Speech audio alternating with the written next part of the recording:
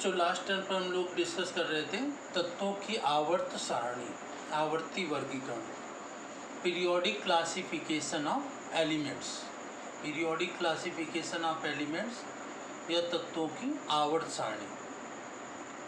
इसमें हम लोगों ने पढ़ा था लास्ट टर्म पर कि मेंडलीव जो कि एक रशियन साइंटिस्ट थे, इन्होंने तत्वों को वर्गीकृत किया, एलिमेंट्स को क्लासिफाई किया, किसमें?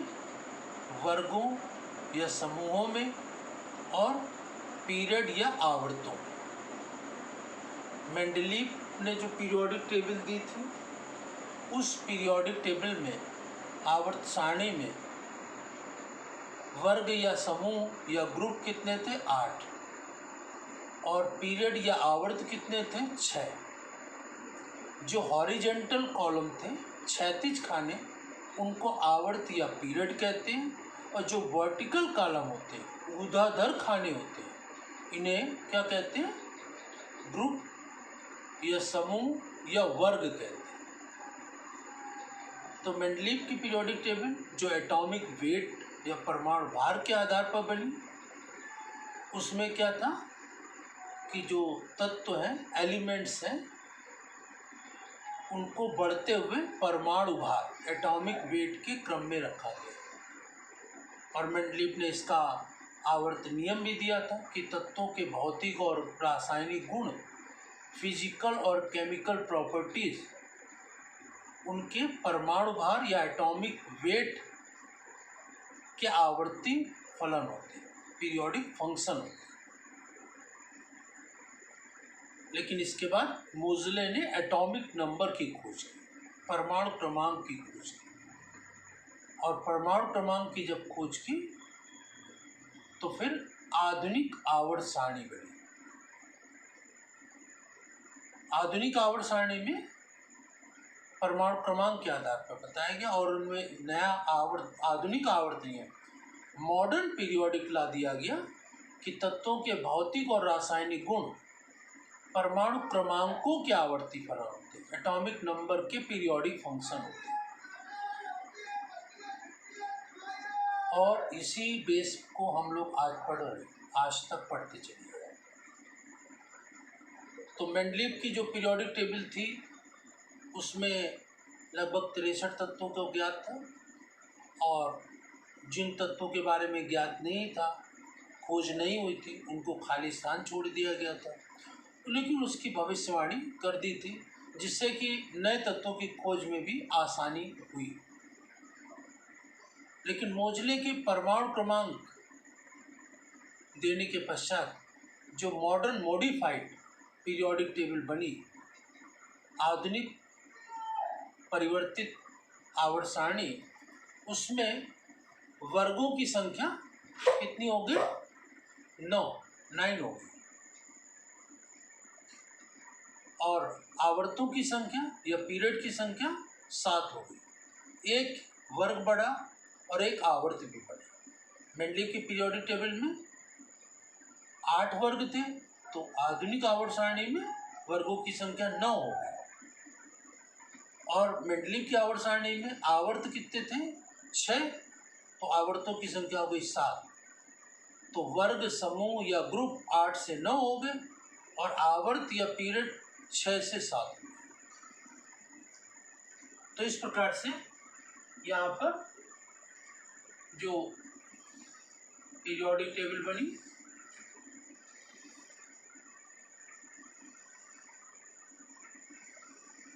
इसमें जो ऊर्ध्वाधर खाने, वर्टिकल कॉलम, इनको ग्रुप या वर्ग नाम दिया गया,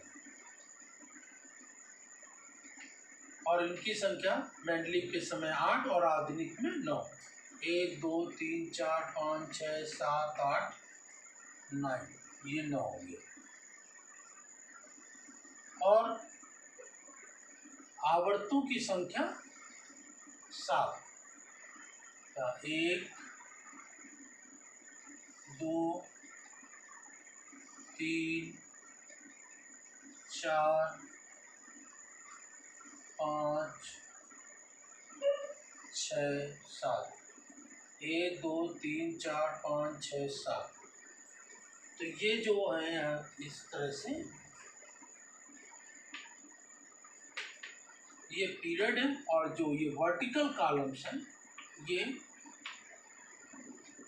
ग्रुप या समूह या वर्ग है, और हॉरिजॉन्टल कॉलम पीरियड या आवर्त है। अब इसमें ये पहला वर्ग, दूसरा, तीसरा, चौथा, पांचवा, छठा, सातवां, आठवां, और ये जीरो ग्रुप लास्ट में, नवा नहीं, जीरो ग्रुप, क्योंकि इसमें जो एलिमेंट्स जिनकी खोज की गई उनको रखा गया, उनकी आउटर मोस्ट सेल कंप्लीट होती है, मतलब ऑक्टेट कंप्लीट होता है, ये किसी से रिएक्ट नहीं करते, अभिक्रिया नहीं करते, और इनकी वैलेंसी, इनकी संयोजकता शून्य होती है, इसीलिए इनको ग्रुप का नाम शून्य रखा गया। और इसी तरह से पीरियड 1 2 3 4 5 6 7, पीरियड कितने? 7, आवर्तों की संख्या 7 और वर्गों की संख्या 9। ठीक है ना? तो इसमें फर्स्ट ग्रुप के एलिमेंट कौन से होते हैं वो लास्ट टाइम पे बताए थे। फर्स्ट ग्रुप पे hydrogen, lithium, sodium, potassium, rubidium, caesium, francium. Second group में क्या होते हैं? Beryllium, magnesium, calcium, strontium, barium, radium. Third group में boron, aluminium, gallium, indium, thallium. Fourth group में carbon, silicon, germanium, tin lead. Fifth group में nitrogen, phosphorus, arsenic, antimony, bismuth. Six group में oxygen, sulphur, selenium, tellurium, polonium. Seventh group में fluorine, chlorine, bromine, iodine, astatine. Eighth group में एक साथ एक एक group में एक एक खाने में तीन तीन तत्वों को रख दिया। यहाँ पर 1 से लेकर के 7 तक के नीचे के चौथे, पांचवें, छठे, सातवें आवर्तों में एक एक खाने में दो दो एलिमेंट रखे गए, आठवें में एक साथ तीन तीन रख दिए गए। ठीक है ना? और जीरो ग्रुप के एलिमेंट होते हैं कौन कौन से? Helium, neon, argon, krypton, xenon, radon. इन सभी की बाहरी कक्षा में 8 इलेक्ट्रॉन होते हैं।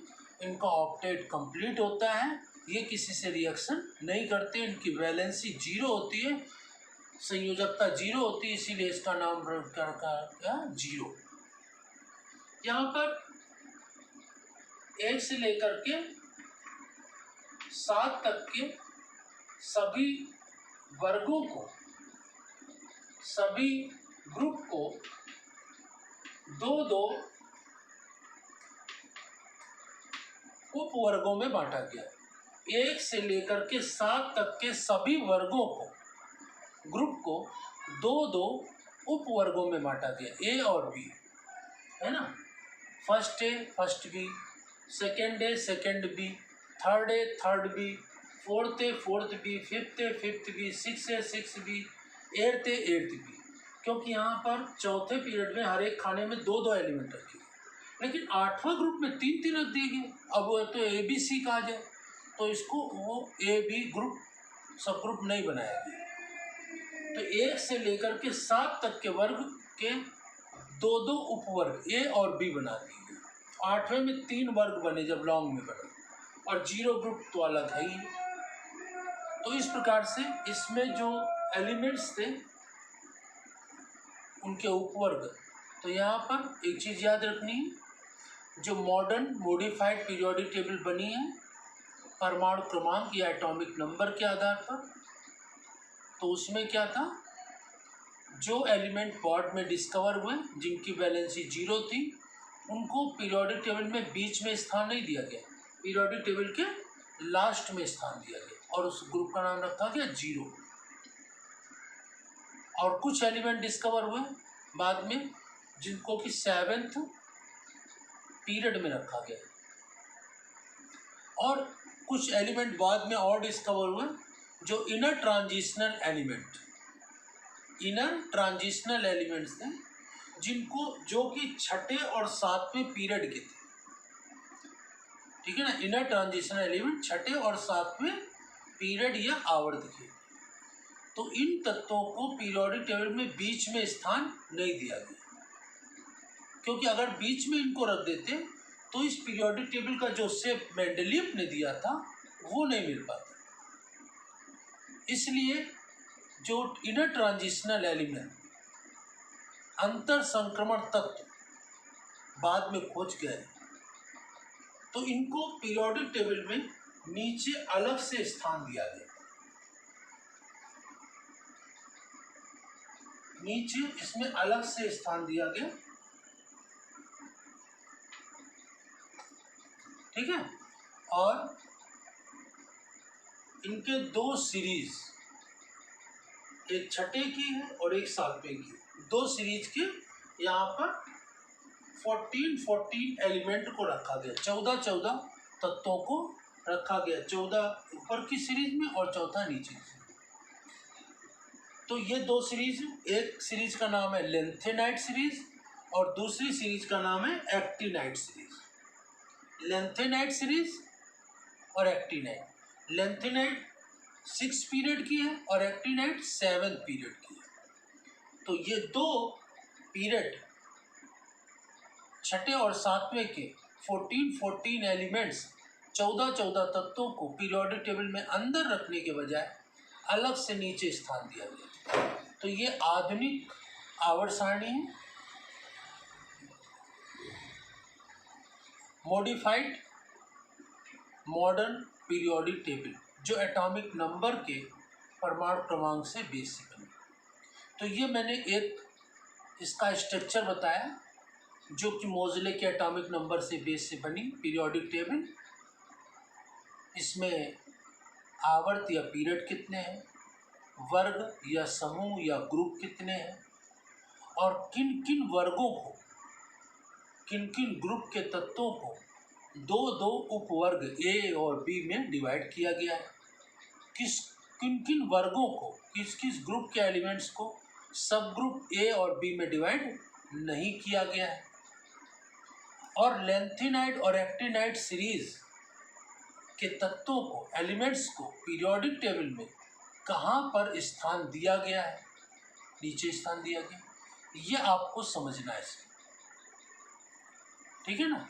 तो पहली जो मेंडलीव वाली वो तो एटॉमिक बेस पर थी, तो उसका बेस ये बनी है। और आजकल हम लोग जो भी प्रॉपर्टीज़ को डिस्कस करेंगे, तत्वों के गुणों का अध्ययन करेंगे, वो इसी आधुनिक आवर्त सारणी से ही करेंगे। इसी के बेस से तत्वों के सारे गुणों का वर्णन किया जाएगा, एक्सप्लेनेशन किया जाएगा। और जो इसके बाद लॉन्ग पीरियोडिक टेबल बनी, दीर्घ आवर्त सारणी, वो दीर्घ आवर्त सारणी लॉन्ग पीरियोडिक टेबल भी इसी के आधार पर बनी। उसमें क्या था, जो लॉन्ग पीरियोडिक टेबल बनी उसमें इसी आवर्त सारणी में जो ए और बी सब ग्रुप के एलिमेंट है, तो क्या किया गया, ए वाले सब ग्रुपों के एलिमेंट्स को अलग कर दिया। यहाँ एक एक ग्रुप में दो हैं, ए और बी। तो जो लॉन्ग पीरियोडिक टेबल दीर्घ आवर्त सारणी, उसमें ए सब ग्रुप वाले एलिमेंट्स को अलग अलग कर दिया गया, बी वाले को अलग अलग कर दिया गया। और आठवें में क्या है, 3 एलिमेंट है, तो इसके 3 वर्ग बना दिए गए।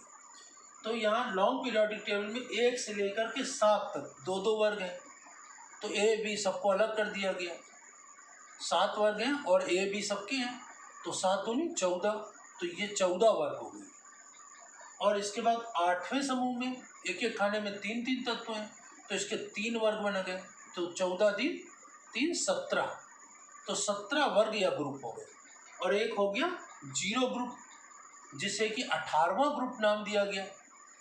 तो इस प्रकार से जो लॉन्ग पीरियोडिक टेबल है, दीर्घ आवर्त सारणी है, उसमें वर्गों की संख्या कितनी है, 18 है ना।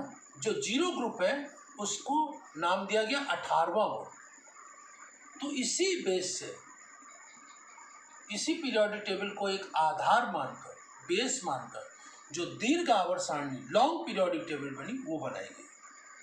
तो ये आपको समझना है। लेकिन जो लेंथेनाइट एक्टिनाइट है, ये तो दीर्घ आवर्त सारणी में भी नीचे रखे गए, इनको पीरियोडिक टेबल में स्थान नहीं दिए गए, अलग से ही लेंथेनाइट एक्टिनाइट पीरियोडिक टेबल में नीचे ही। लेकिन यहाँ पर 1 से 7 तक के वर्गों को अलग अलग कर दिया गया, 2 वर्गों को, 2 वर्ग हैं, तो 7 दूनी 14 ये हो गए, 8वें के 3 हो गए, तो 14 3 17 और 0 ग्रुप 18। तो इस प्रकार दीर्घ आवर्त सारणी में वर्गों की संख्या 18 और आवर्त तो 7 ही इसमें भी है और 7 उसमें भी है। तो इस प्रकार से ये आधुनिक आवर्त सारणी, मॉडर्न मॉडिफाइड पीरियोडिक टेबल का शेप कैसा है, इसमें आवर्त वर्ग क्या है, कितने होते हैं, और इसी बेस से जो दीर्घ आवर्त सारणी बनी है वो होती है। अब नेक्स्ट टाइम पर कल हम लोग दीर्घ आवर्त सारणी के बारे में, जो लॉन्ग पीरियोडिक टेबल है, उसको डिस्कस करेंगे।